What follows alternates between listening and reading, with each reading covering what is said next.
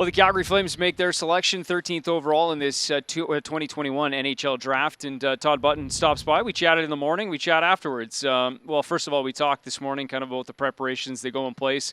Matthew Coronato is the selection.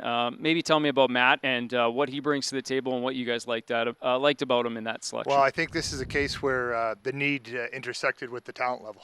Sure. And right shot, skilled forward, right wing, played a little center. We talked about him as center a little bit.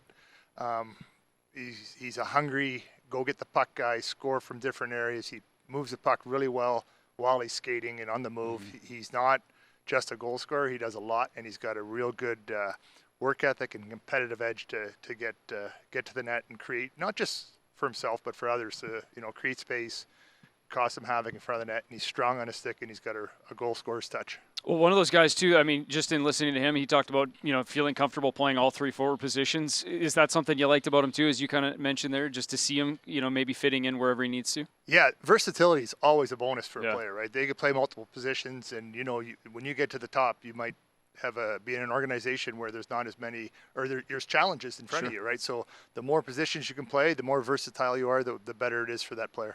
Easy to look at the statistics and the goals just jump right out at you, point totals especially. But, what about him is so effective in terms of creating that offense, that he's been so good and consistent at doing? Well, I think it's what we talked about. Like he doesn't create in just a singular way. Sure. He can create off the rush. He's good off the cycle. He's a power play guy. He can move the puck. He passes the puck well on the move, and he can shoot and score. He can get in tight and score. He can score from above the tops of the circle. So there's a variety of ways for this player to create offense.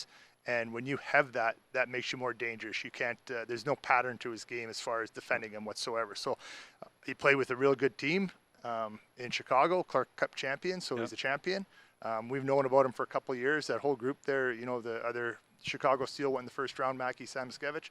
Yeah. So Jimmy Cummins right there in Chicago. He's known these kids for a long time. So we just tracked the progression, and very happy to have Matthew with us after tonight. Well, and as we talked about leading up to this draft, so many different levels in terms of games played for, guys throughout this entire draft board. He was one of those that was fortunate enough to play, almost a full schedule or, over 50 games there in Chicago. Was this a guy you got a lot of live viewings into in the USHL there? Yeah, and we had Rob Sumner, who lives in Seattle. He was in there a lot to see him. And then Billy Powers, our college scout, he helped us out a lot because there was less college for him to watch. So he was in the USHL. We got Jimmy Cummins, Mike Craig.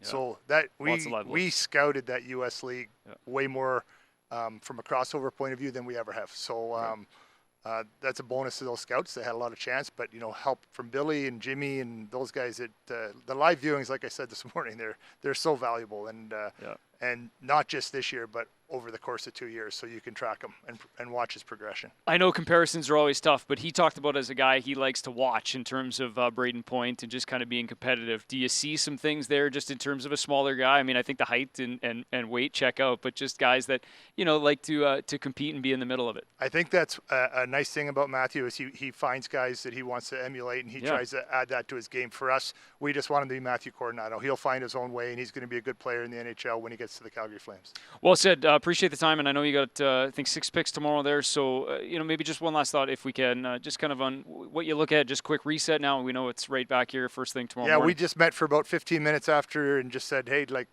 we can make some hay tomorrow. We got picks, and we got, like we've talked about, scouts like a lot of players, and we're looking forward to it. Thanks for the time. We'll talk tomorrow. Thank you.